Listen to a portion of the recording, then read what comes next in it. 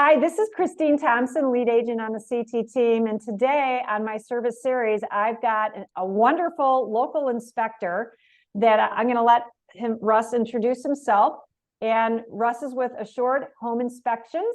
Russ, why don't you just introduce yourself and your qualifications so people can feel comfortable with the information you're going to share about the world of home inspections and what they mean to our viewer watching right now that may want some information about what it all means and why do it. Yes, I'm Russ Weigel with Assure Home Inspection. I am a licensed home inspector, but I'm also a licensed radon tester, radon mitigator, mold tester, mold mitigation. I do have a license in asbestos and lead, so I can answer and give you feedback on a lot of different topics as far as home inspections. I've been doing inspections for about 18 years. So wow. Okay, well, great. That's great to know. So obviously you've probably seen it all. So first question, sometimes buyers wonder like, well, what is going to happen at a home inspection? What are home inspectors even allowed to inspect and what are they not allowed to inspect? Okay, well, that's a really good question. I don't know if it's really the word allowed, but the Illinois standards kind of lay out what we're required to inspect and what we're not required to inspect. So, for instance, going on a roof, all inspectors, you don't have to go on roofs as a home inspector. I do because I think it's important. You know, it's an expensive part of a home inspection. I want to see what's on that roof. But as far as, what's required, home inspectors don't have to go on roofs. We don't necessarily have to go in crawl spaces, attics. We don't have to do anything that's going to put us in harm's way. So again, even electrical outlets, you're required to do like one in a room, window, one in a room, representative number. So I guess that's an important part as far as choosing a home inspector because a good home inspector is going to go above and beyond the standards and they're going to do every possible window, every outlet. They're going to get in attics, crawl spaces. But as far as the Illinois standards, we don't have to do all of that stuff.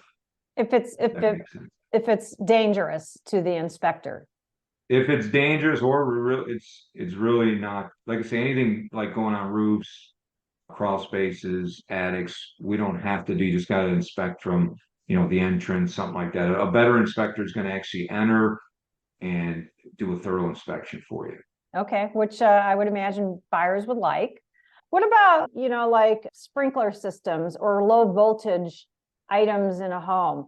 Are those things that an inspector is going to look at or, and No, not that out? I'm sorry, I didn't mean to talk over. Yeah, no, not typically home inspectors don't do anything low voltage and the reason is it's unique to a home, like a stereo system, an alarm system. We don't have the codes to do stuff like that. Low voltage lighting, that's very unique to every home. So they don't require us to do that. I know as an inspector, if it's something I'm comfortable with, I'll do it. Same with lawn sprinkling systems. It's something home inspectors typically don't do, or they charge an extra fee to do that. I let the client know that it's something we don't typically do. If they really want me to do it, I'll do it for them. But to do a thorough lawn sprinkling inspection would probably take 30 minutes, 45 minutes. Yeah, right. So it's something home inspectors don't typically do. Okay. And then should a buyer be at the home inspection when you're performing it? I believe it's a good idea for the buyer or to be present because an inspector is going to go over, items that they find. If there's something, like even operation of a fireplace, a humidifier, a softener, maybe something that you don't have in your current home. Inspector's going to go over operation maintenance. They're going to answer any questions you might have. So I think it's a great idea. Most inspectors today do a computer generated report with pictures. So it's going to be nice to have that, but it's definitely an advantage to be at the home during the home inspection. Yeah, I have found, because I'm there with my clients when they're doing the home inspection with their home inspector, I do find that it is helpful for them to see things in person because it's just always clearer to see it live in person than from a picture, because they have context to where it is in the room, first of all. And that way, if they're not fully understanding what you're talking about, they can ask you questions, right? Absolutely. Yeah. And you touched on a point that made me think about it, was I lost my train of thought there. What was it? It was a really good point I wanted to bring up. Oh, I know what it was. You had said about information. So would you agree that home inspections are not just about, oh, let's find out what's wrong with the house, but also getting a client educated on systems and all the intricacies of how a house is run, mechanical, Well, all that. absolutely. Absolutely, I would agree with that because, like I say, you might live in a home now that doesn't have a lawn sprinkler or a softener or a humidifier, a fireplace. So all that stuff's now new to you as the buyer, and it's important, that the home inspector goes through, makes you as comfortable as possible on how it operates, how to maintain it. Absolutely. And myself, I'm a former home builder too. So, I mean, I'll point out to the clients, like high quality thing. Sometimes the client don't understand that they have custom cabinets, they have, custom lighting. It's not lighting you bought from Home Depot, Lowe's. So I try to point out the quality of the home as well. So they understand they're getting a really good home. If the quality isn't that good, then it's hard to point things out. But even the quality of windows, because you can put in a less expensive window, or you can spend significantly more money and get a high quality window. And I try to point that out so that they feel better about the purchase that they're making. Or at least what they're stepping into and what they're inheriting, right?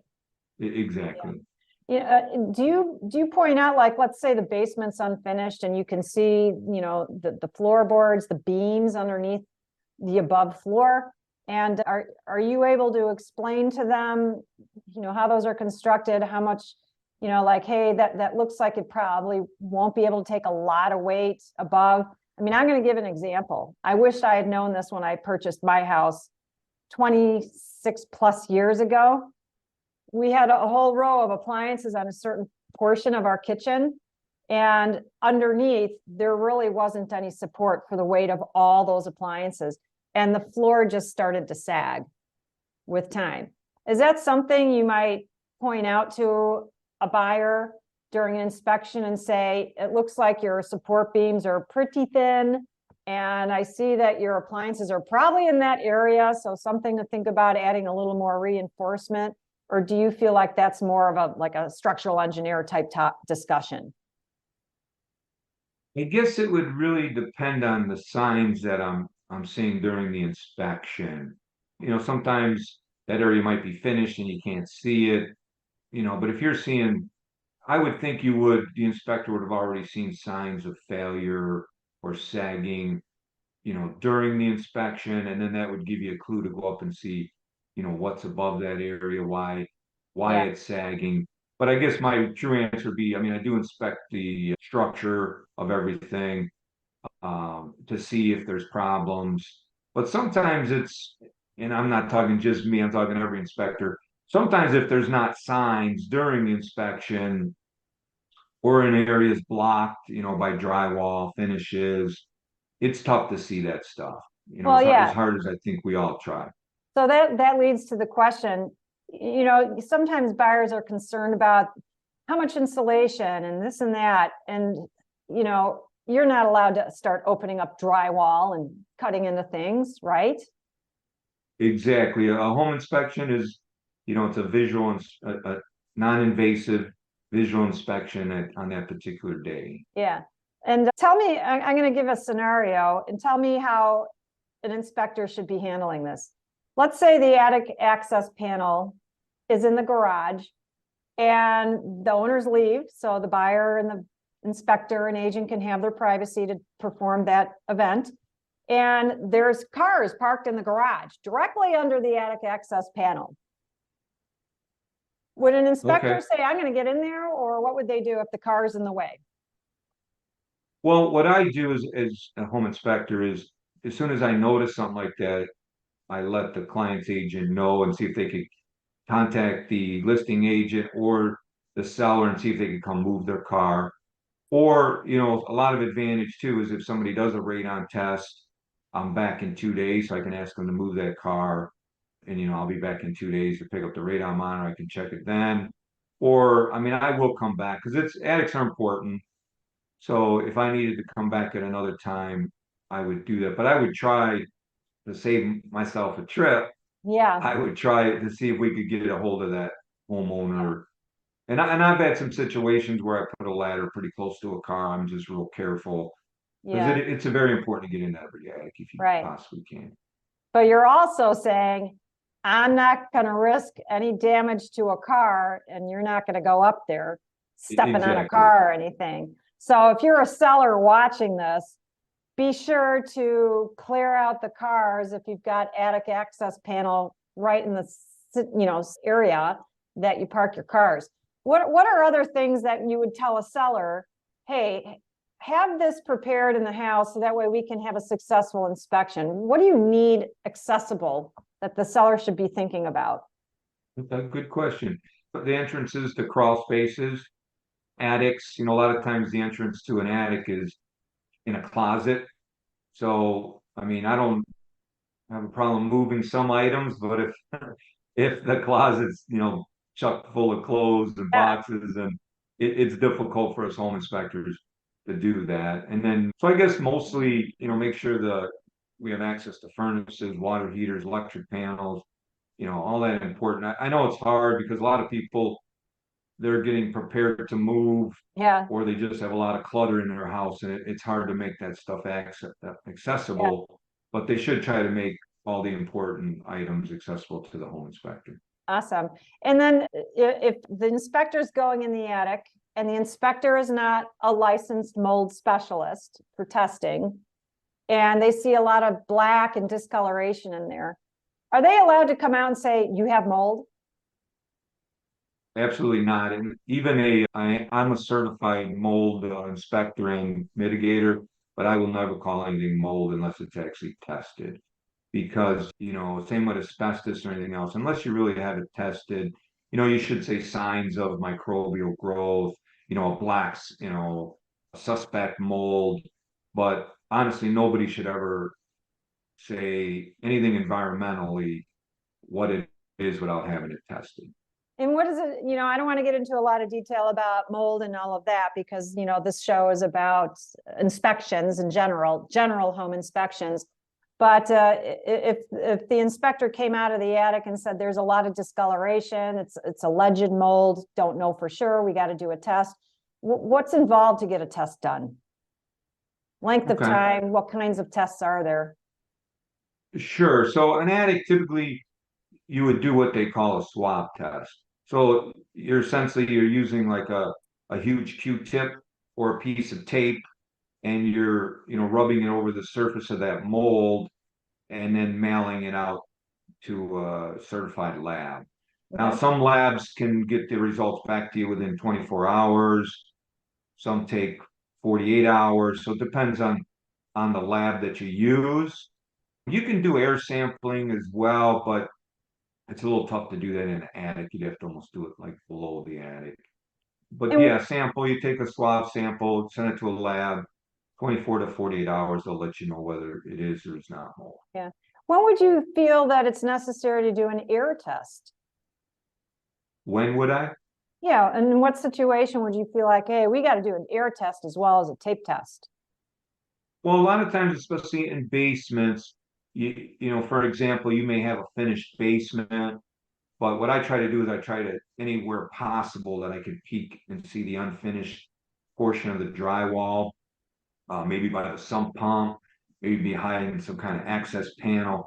If you're seeing mold, if you're smelling a musty odor, if you're seeing signs that there was water damage, the basement, maybe a sump pump went out, basement had some seepage, and the inspector really can't see behind the walls, it's a good idea to do the air test. Same with in the kitchen if it's behind, like you're seeing signs behind a cabinet. Yeah, If the okay. client has, some clients are very sensitive to mold or allergies, so then it's a good idea to do an air quality test. Okay. And then when you do this air test, do you have just a stand inside the house, or do you also have to have one outside? And does wind outside have any play into having a successful test? That's a really good question because there are labs like Pro Labs out of Florida that do not require a control sample outside. But then if you go to your local labs, EMLS, they are going to require a control sample. So I guess that really depends on what lab you choose as far Okay. as where you're taking your samples to. It used to be very common for everybody to have control samples outside. But like I say, Pro Labs, they just do thousands of samples a day all over the United States. So they got away from doing that. So they basically have their own records, so they don't require, because they already have it on their books, I'll say. Exactly. Yeah. Yes. Okay. Well, that's interesting. I didn't know that. So it just depends on the inspector that's doing the test and where they plan on sending the labs, or to the labs, the tests to the labs, right? Yeah. Correct. So I want to end this to ask you, what's the craziest situation you or partner has ever experienced during a home inspection? Because There's probably a lot of things that come to mind. I mean, I've had squatters in homes. I've oh had my God, so you walked in and there's a squatter in the house? oh yeah, I've had that. Now I've been around a long time. You know, I saw a lot of that after the '08 crash. There was a lot of squatters in abandoned homes.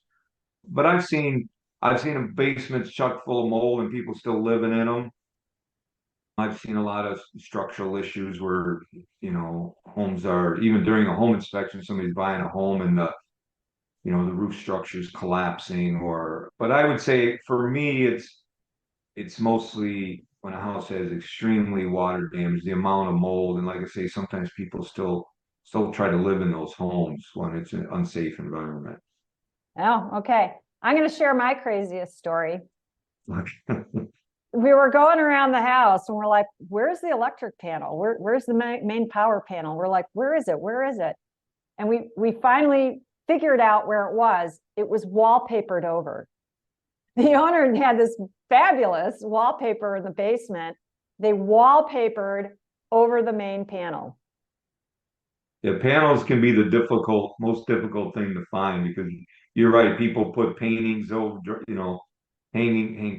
paintings, or Yeah. uh, they definitely hide them, and sometimes it's very difficult. You got to go outside and actually look at where the meter's coming in Yeah. to try to find it sometimes. So if you were at an inspection, there was wallpaper over the main panel. You're kind of done checking that, right? Well, I at least try to Are you ask going if to I can start have cutting the permission. wallpaper? You know, I will do it if I get permission to do it. you need permission. Yeah. That was the craziest thing I've ever seen. Did you ever have any little rodents in the attic like jump up at you? Oh yeah, I've had raccoons. I even had kittens in one attic. But usually I check the roof first. So if there's holes in the roof, I kind of have a warning at least that there's critters in the attic. Yeah. Yeah. Crazy stuff. Well, Russ, I appreciate your time. I'm going to ask you to provide your contact information. So if our viewer here wants to ask you any questions, they can. So what's the best way of getting in touch with you or anybody else on your team that you recommend they Okay, call? yeah. Again, Russ Weigel, Assure Home Inspection, 708-692-7877 is the best. I mean, somebody always answers the phone pretty much 6 a.m. to 10 p.m. But again, 708-692-7877 and Russ with Assure Home Inspection. What territories do you cover?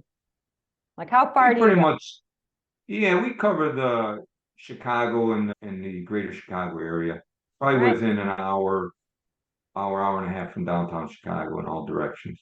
Okay. So Chicago, Illinois, the suburbs of Chicago, Illinois. So if you're watching and you need a home inspector, give Russ a call for any inspection in the greater Chicagoland metropolitan area in Illinois. And my name is Christine Thompson, lead agent on the CT team. I also am in the Chicago area. Specifically, our home base is Naperville, Illinois, but we do cover the greater western suburbs of the Chicago area. And of course, if you are looking even beyond the Chicago area, I can certainly help you too, because our team has a great network of agents across the country. Again, this is Christine. If you want to get in touch with me, or if you're a buyer and you want to know what's happening on the market, just text homes for sale and text it to 630-931-0045. Just register and you can have a whole world of real estate information open to you. I appreciate that. And you can always text me directly too at 630-853-2370. Russ, thank you for your time. I greatly appreciate it. And say thank you to your buyer for making them wait for you so you could do the show. You have a great day, and thank you for watching our show as well. And be sure to subscribe to my YouTube channel, Naperville Living, to catch way more shows just like this, to get other information regarding any facet of real estate. You have a great day.